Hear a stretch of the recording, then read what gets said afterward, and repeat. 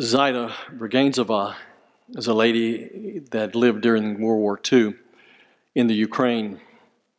And the story is told that during the World War II, she was sitting by her window sewing when she was knocked out of her chair by a blast of wind. And when she came to, she saw that her sewing machine was missing and that there was a huge, huge hole in her floor. She told authorities that she thought that it was a bomb, but everyone ignored her. And so what she decided to do is that she just pulled her bed over the hole, and for 43 years, she lived with her bed over this giant hole. And then they started putting in phone cables, and so they sent out demolition teams to search for embedded explosives. And so a lieutenant came to her door and said, "Okay, Grandma, where's your bomb?" "Under your bed, I suppose." And she said, "Exactly, under my bed."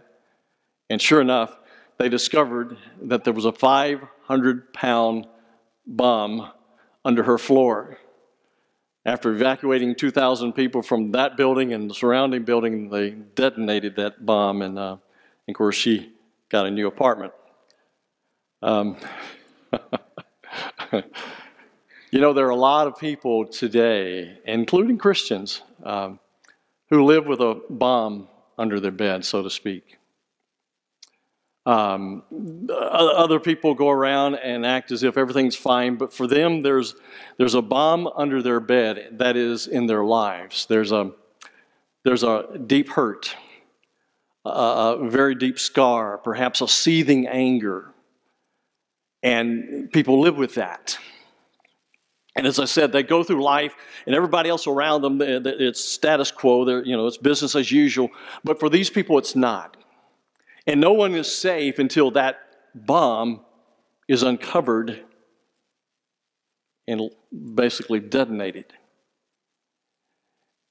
That bomb is, again, what we call an unforgiving spirit. Resentment. Some people would choose to use the word resentment instead of using the word bitterness. But we all know what it is.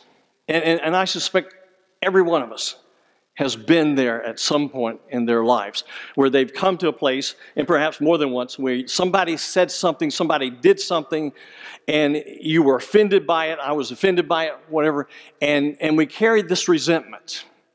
I remember when I was in college, I remember someone had said something to me that really offended me. And it wasn't so much what they said, it was the fact that the person who said it.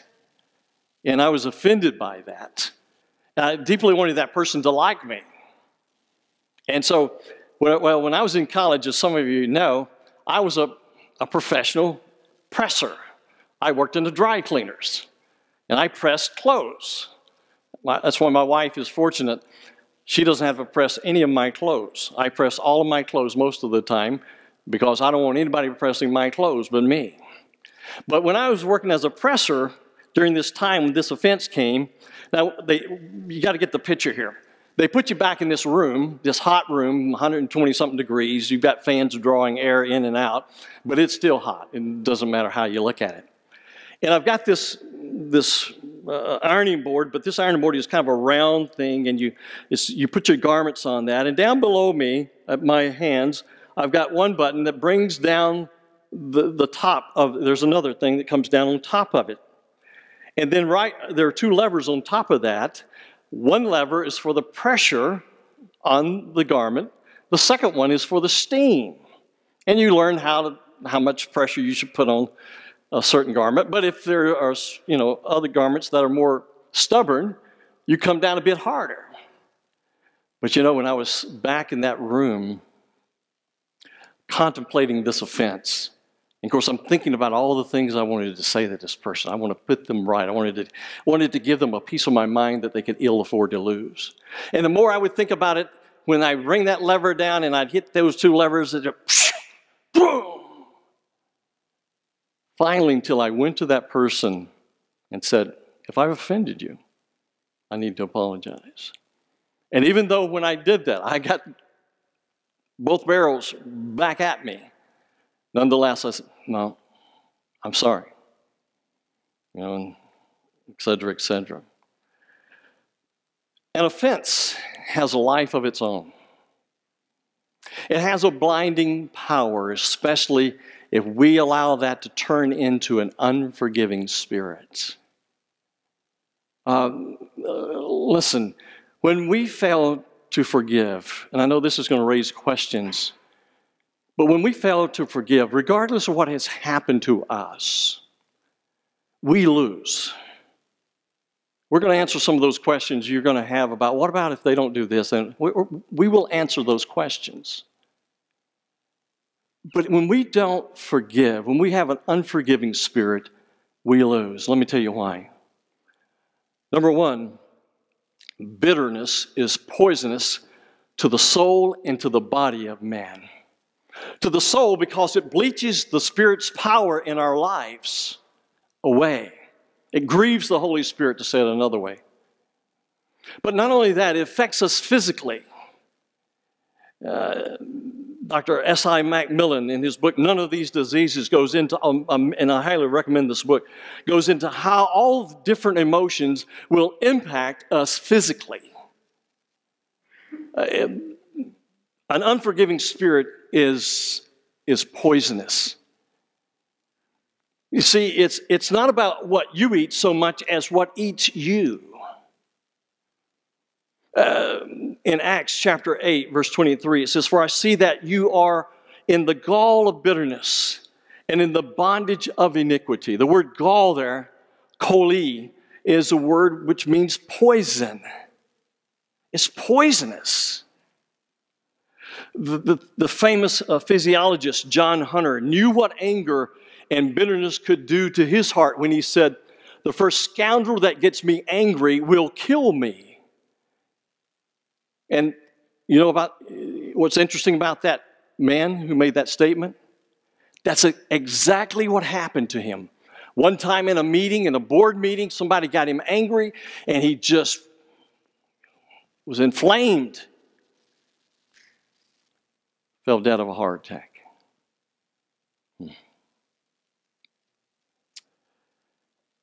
Perhaps it might truthfully be written upon many thousand death certificates that this person died of bitternitis. Another reason that we lose is because an unforgiving spirit is incredibly imprisoning. Incredibly imprisoning. We become its prisoner. The person we hate, we resent, occupies our thoughts and all of our time, and even our dreams. Dr. S.I. Macmillan, I just mentioned him, he said this. He said, "The moment I start hating a man, I become his slave. I can't enjoy my work anymore because he controls my thoughts. My resentments, now watch this, my resentments produce too many stress hormones in my body, and I become fatigued after only a few hours of work. The work I formerly enjoyed is now drudgery. Even vacations cease to give me pleasure. It may be a luxurious car that I drive along a lake, fringed with the autumn beauty of maple, oak, and birch. But as far as my experience of pleasure is concerned, I might as well be driving a wagon in mud and rain." Dale Carnegie said this. He said, "When we hate our enemies, we give them power over us. Power over our sleep, over our appetites, over our happiness. They would dance with joy if they knew how much they were worrying us. Our hate is not hurting them at all, but it's turning our own days and nights into hellish turmoil." Folks, bitterness and offense can have a blinding power in our lives. Hebrews chapter 12, verse 15 says, "See to it that no one comes short of the grace of God, that no root of bitterness springing up causes trouble, and by it many be defiled." My mind goes to that picture of having lived in Riverside, California, right on the edge of the desert, not far from Palm Springs.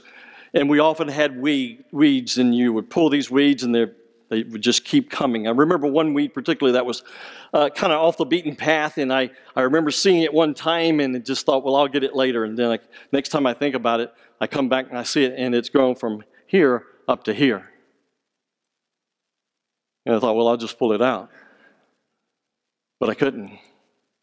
I mean, it took everything in me to pull that weed out. That's what bitterness does. It goes deeper and deeper and grows bigger and bigger and higher. I want to give you an anatomy of an offense. This is an old graphic. It goes back to one of my classes.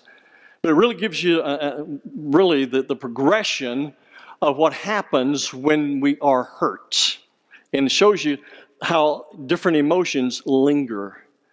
The first, of course, is the hurt, the first emotion. The second is the anger. And you notice that it goes above the first hurt. The hurt is the least accessible to the memory.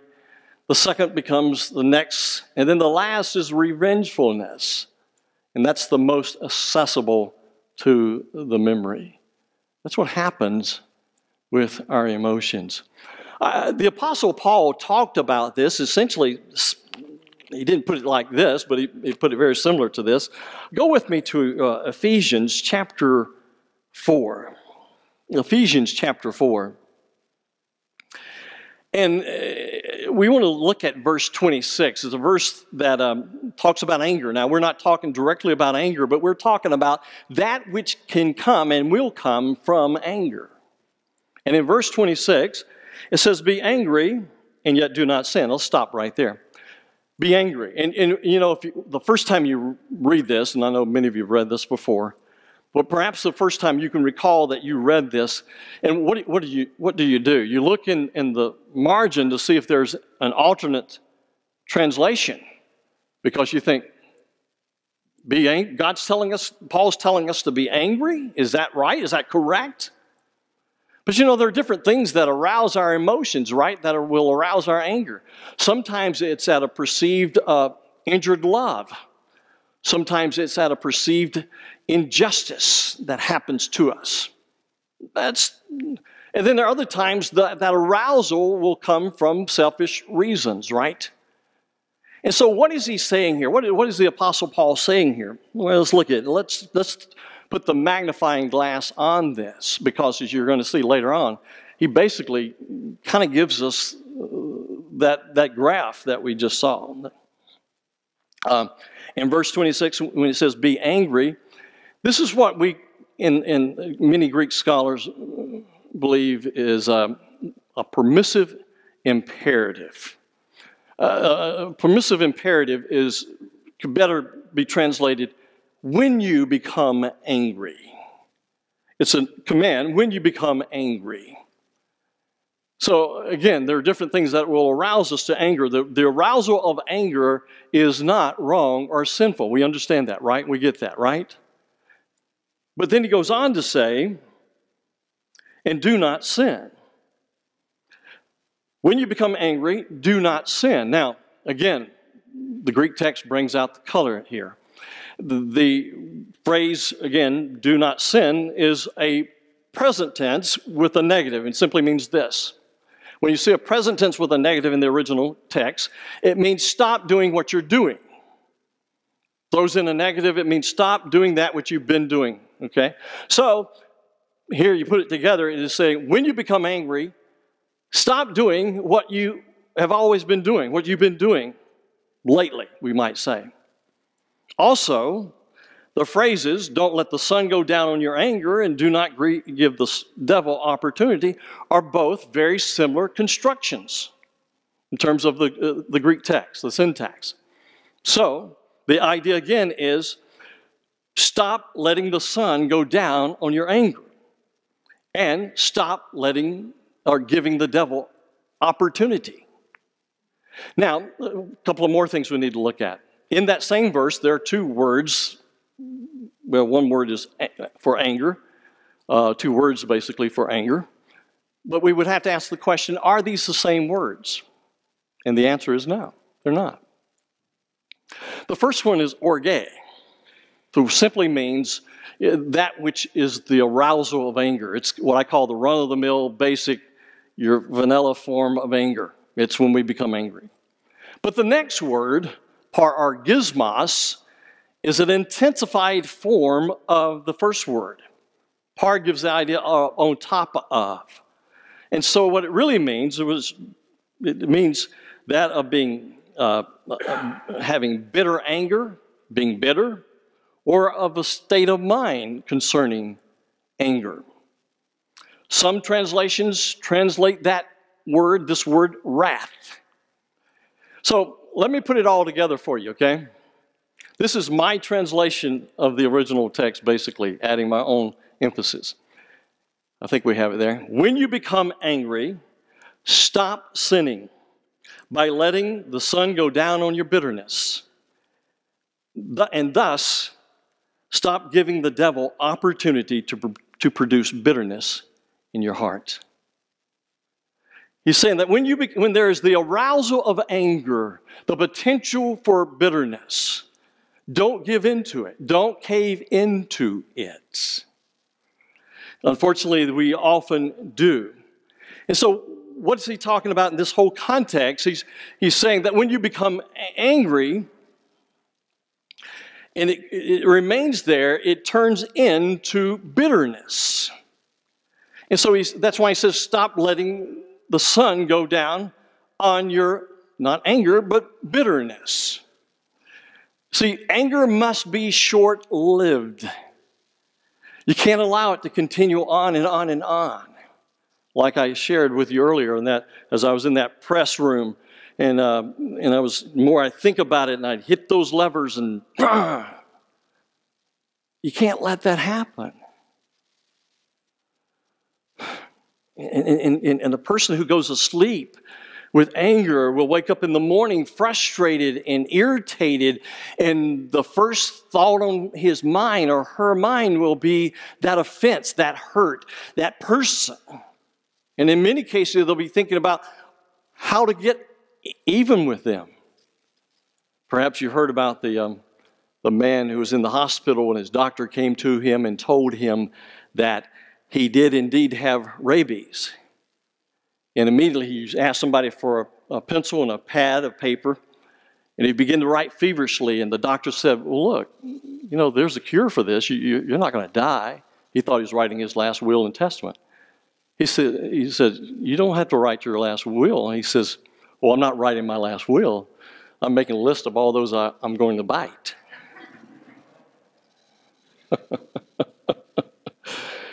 The Apostle Paul says, if you don't deal with this anger, if you don't really deal with it, you've got to go around biting people. And here's the deal, and we'll go into this maybe later some other time. If you've become bitter with one person, you become now a candidate for bitterness towards another person. Go down to verse 31 in this passage. I'm not going to go into all the Greek words here. But he says, let all bitterness and wrath and anger and clamor and slander be put away. By the way, that verb there, be put away, is he's saying you do it yourself. Put it away. Stop it. Along with all malice. And then he says, but be kind to one another, tender-hearted, forgiving each other just as God in Christ has forgiven you.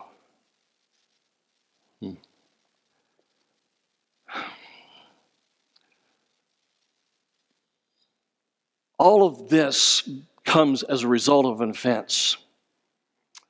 And often those offenses are orchestrated by Satan or his minions. Yeah, sometimes it's from the flesh. We have this old flesh in us, don't we? And that flesh has its day, right?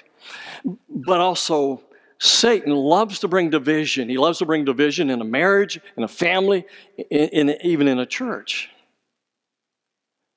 And so I want to walk through with you some of Satan's bag of offenses so you kind of understand what we're talking about. The first one would be a broken promise. A young adult believes that a certain man or woman has promised to marry them or marry her or him, and then that person breaks it off, and what happens? They're bitter, angry. A husband repeatedly has an affair, but he profusely apologizes for his affairs, and yet he goes right back to it again.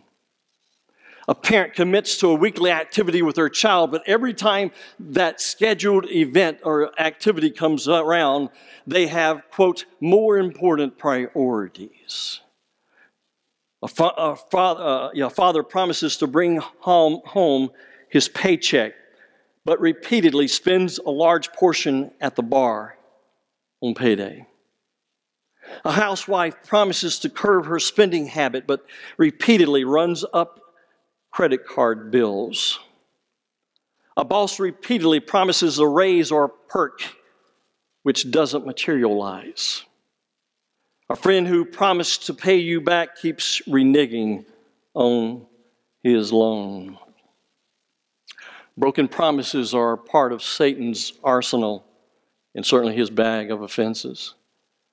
Another is the breaking of a confidence. I read this story recently.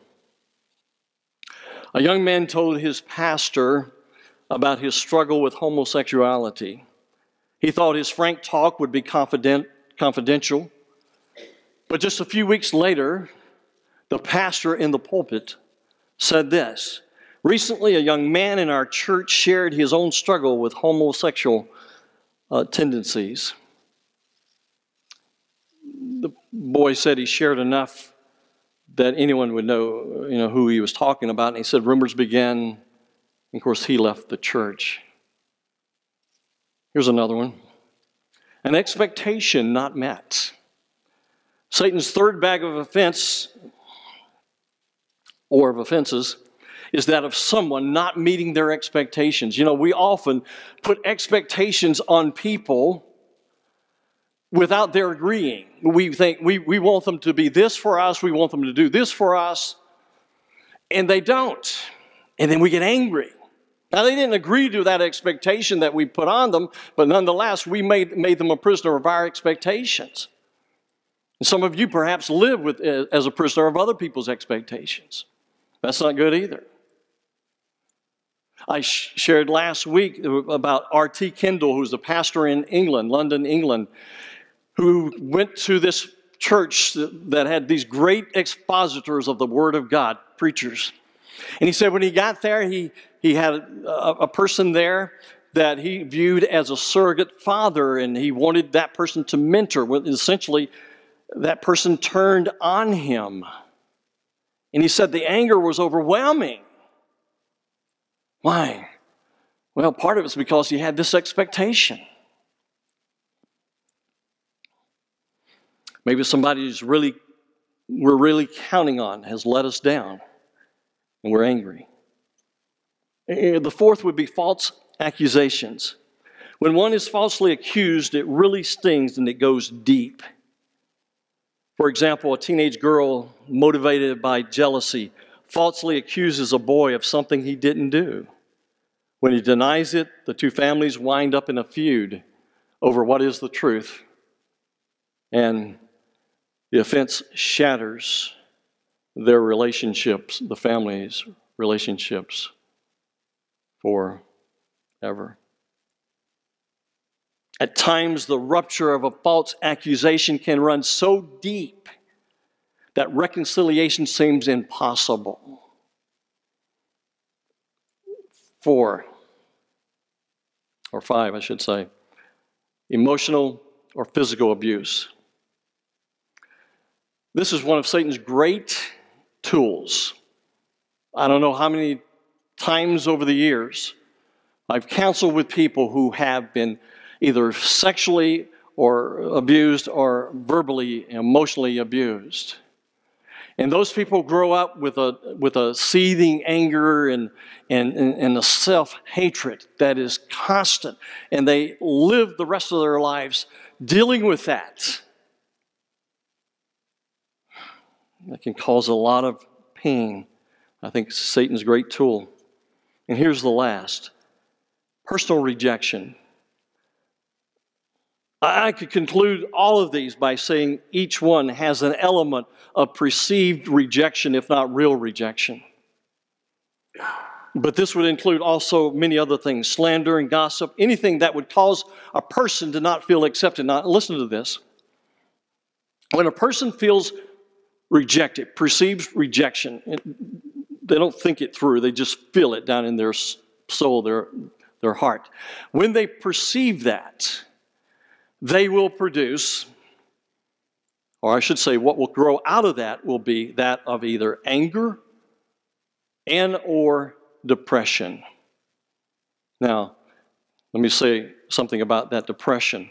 That particular depression, this flavor of depression, is anger turned inward. Some people lash out when they don't feel accepted. Others turn it inward and they have these voices of shame just playing over and over in their mind. You're not worth anything. You're a failure. You're a loser. You're blah, blah, blah, blah. That's why it's so important and why I preach it so often, for us to understand who we are in Christ. And not that we just intellectually know that, but that we know it at the level of our hearts. That we are loved and accepted. That we are joint heirs with Christ. That we are partners with God, and we are friends, called friends of God. These are great things. You see, any other mirror is a pseudo false mirror. The only true mirror is who we are in Christ. Now, what I want us to do is to look at a case study of an unforgiving spirit. It has to do with David. It's found in 2 Samuel, the passage that was read just a bit earlier. And so turn there with me to 2 Samuel chapter 14. And of course, we always want to give the context, right? 2 Samuel 14. And really to get the context here, I, instead of looking at the chapter in front of 14, you really ought to look at chapter 15. Because in chapter 15, we have the case where Absalom, David's son, has turned against David, and he's also everybody in Jerusalem, Israel, are now wanting to follow Absalom. And so you ask the question, why would Absalom turn against David? Now, Absalom's no choir boy. We know that. He's got his problems. But there's also a question here about David. Why would Absalom, David's son, turn against him? Well, if you go to the preceding chapter, chapter 13, we know the story. The story is that Absalom has killed Amnon, another son of David. He's Absalom's half-brother. And he killed him. Why? Because Amnon raped Tamar, Absalom's sister. Now, David is angry that Absalom would take the law into his own hands. He's justified in his anger, okay? In that sense. But also, Absalom has some reason for anger as well. Dad, David, you let that happen to Tamar and you don't do anything? You don't say anything? What's wrong with you? That's probably his thoughts.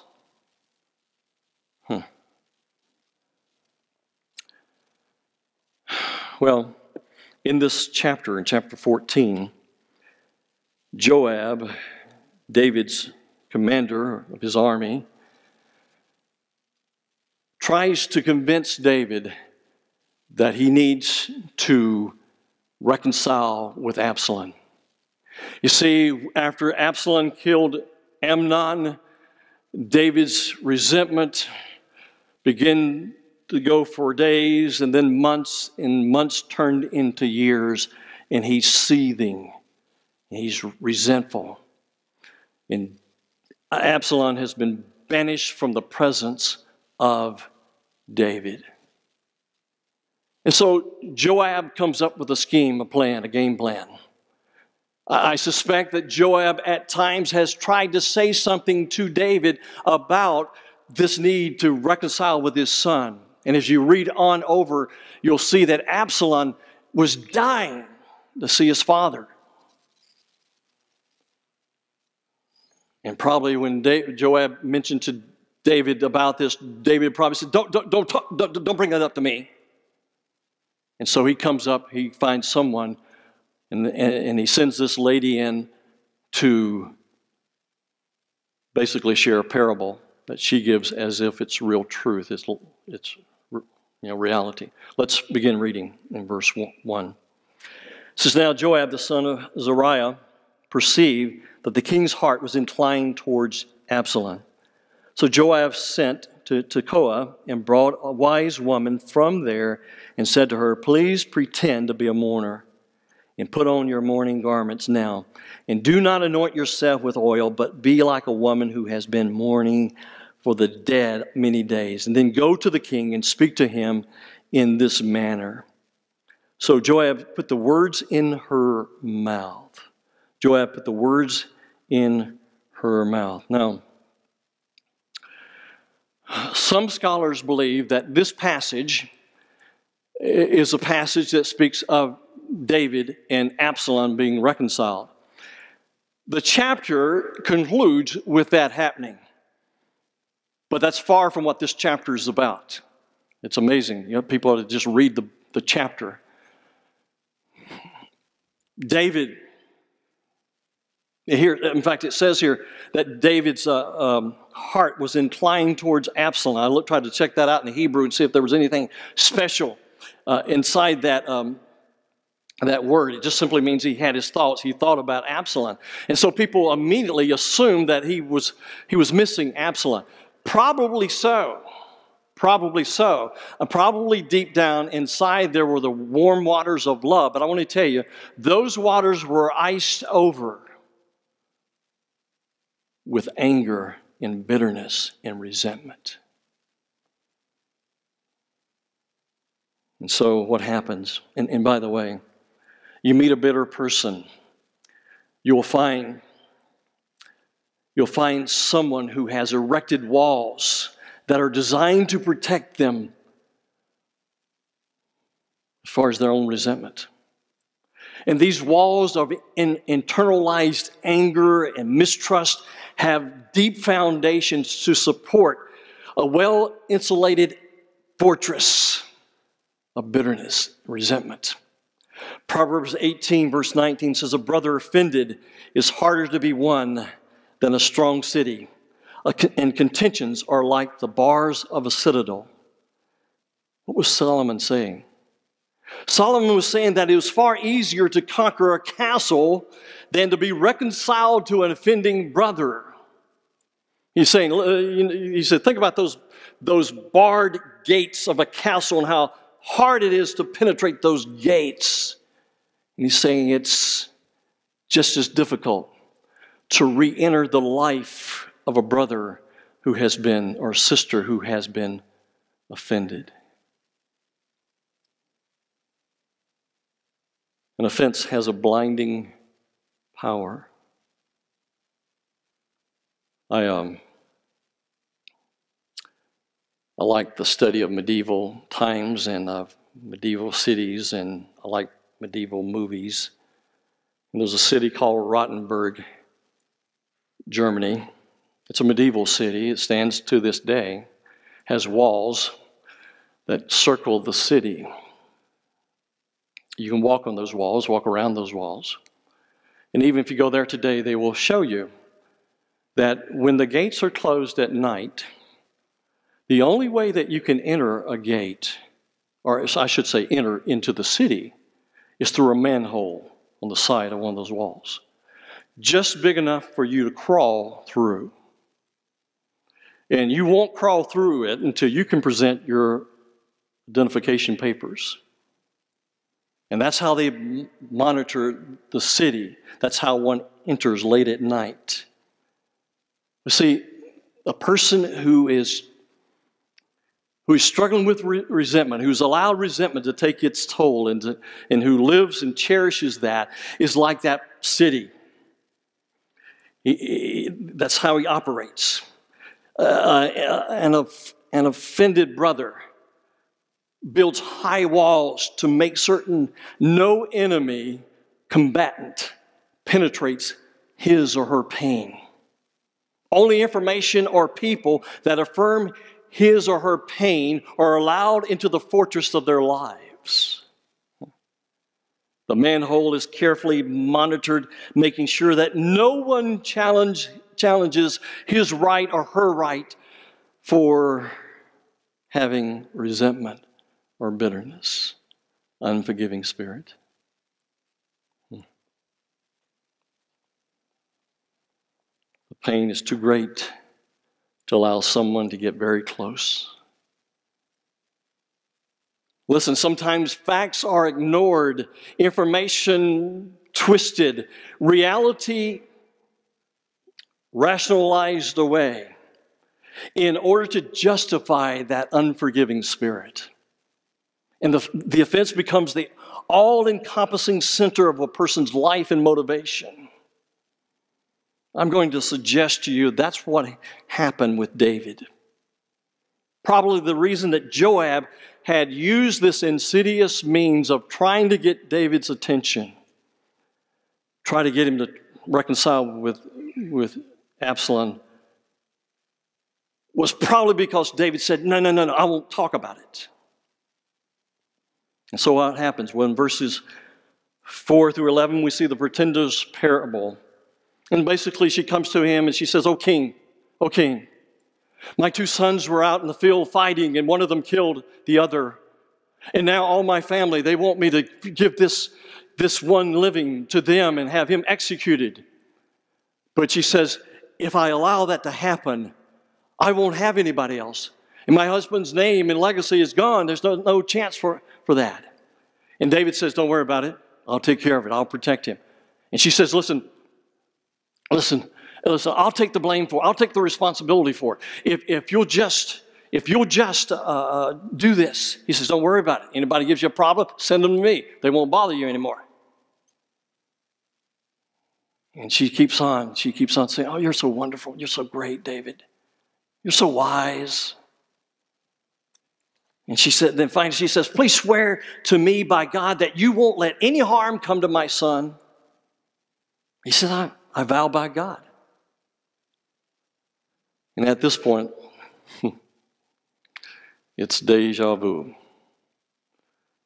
Or as the great philosopher and former catcher of the New York Yankees said, Yogi Berra, it's deja vu all over again. You remember there was a time when Nathan the prophet, remember him, came before David and told another parable story. And then David said, who is that? I'll take care of him. And Nathan stuck his bony finger in his face and said, you're the one. To show him his sin with Bathsheba. So here we are. And so in verse 13, she says, can I say one more thing to you? You mind if I say one more thing? One more word? Sure. What is it? She says, haven't you been hurting God's people? Why do you keep on hurting God's people? It's a Nathan all over again. She says, the very fact, by virtue of what you said that you would do for me, incriminates you, convicts you of your wrong. Essentially, she was saying, don't you see your own wrong? It's gotten so bad, in fact, that even the people, it's affecting the morale of God's people. See, another characteristic of one paralyzed with bitterness is that they are blind to their own faults. I agree with Charles Stanley. Charles Stanley, reading his book, he said, most people probably who have an unforgiving spirit do not even realize they have an unforgiving spirit. It's probably true. 1 John chapter 2, verse 11 says, but the one who hates his brother is in the darkness and walks in the darkness and does not know where he's going because the darkness has blinded his eyes. When we walk in darkness, we are blind to our own personal faults. And since only those who agree with our pain are allowed entrance into our souls, we head down a path We choose a path in which we are able to see the wrong done in others, but we have a stone blindness to our own faults, glaring as they may be. Erwin Lutzer, pastor of the church in Chicago, said this. Says emotionally injured people are typically extremely judgmental towards others. They manage their pain by magnifying the faults of others and minimizing their own. They don't understand that the anger, watch this, the anger others have provoked in them is the same anger they are provoking in others. Satan has used their pain to blind them to the hurt they inflicted on those around them. An offense has a blinding power, doesn't it? Look at that statement. Go back to that statement. Throw it back up there one more time. He says, they don't understand that the anger others have provoked in them is the same anger they are provoking in others. I would suggest to you that that is exactly what's happening with David and Absalom. Yes, Absalom was wrong to take the law into his own hands, but David was wrong to not deal with Amnon. And remember, and you see this, there's no grace in this. A man who murdered someone else for his own wife, to take his own wife, has no grace for the man who's done not quite as much as he's done in terms of his sin. There's no grace. And for 3 years, full of bitterness, he banished Absalom from his sight. Now, in verses 15 through 20, we see the pretender's blandishment. In other words, this lady kept just showering him with flour, with a flatter, and so David says, you know, there's something not right here. There's a skunk in the woodpile here. Something smells here. And then he says, let me ask you something, lady. Did Joab put you up to this? Of course, she says, oh, you're so wise. You can't get anything past you, David. You're so wonderful. And so what we see in the beginning of verse 21, we see David's reluctant acquiescence. I use the phrase reluctant. Look at verse 21. Then the king said to Joab, behold, now I will surely do this thing. Go therefore and bring back the young man Absalom. So he gave in. He was backed into a corner. He gave in, but he was reluctant. Look in verse 24. However, the king said, after Absalom had been brought back to Jerusalem, the king said, let him turn to his own house and let him not see my face. For 2 years, Absalom lived in Jerusalem, yearning to see his father, who would have nothing to do with him. Why? Because of an unforgiving spirit.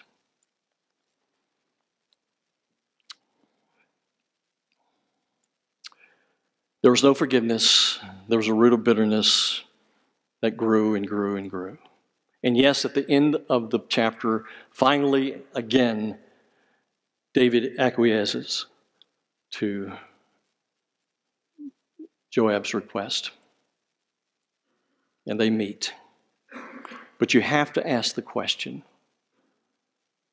how much of Absalom's bitterness do you think that just that one moment of meeting David, and yes, David kissed him, do you think that erased the pain of his last 3 years? I don't think so. I don't think so. You see, when we have bitterness, we close ourselves in to the world.